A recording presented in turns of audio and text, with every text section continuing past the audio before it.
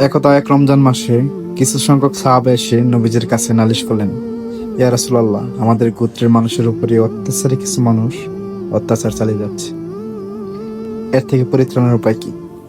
রাসূল সাল্লাল্লাহু আলাইহি সাল্লাম তাদেরকে বলে দিলেন, রমজান মাসে অত্যাচারী মানুষ যদি আপনাদের উপর অত্যাচার করতে আসে তাহলে তোমরা বলে দিও তোমরা রোজাদার।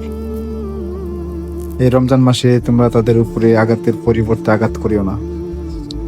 রাসূল সাল্লাল্লাহু আলাইহি সাল্লাম রমজান মাসে মানুষের সাথে হানাহানি ঝগড়া বিবাদের মধ্যে কঠিনভাবে নিষেধাজ্ঞা করেছে।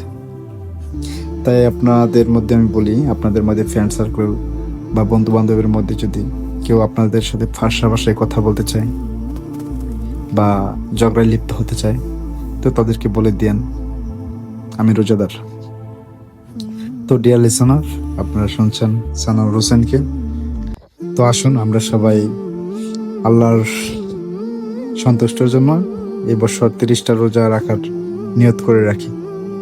আল্লাহ যেন আমাদের প্রত্যেককে 30টি রোজা রাখার তৌফিক দান করেন।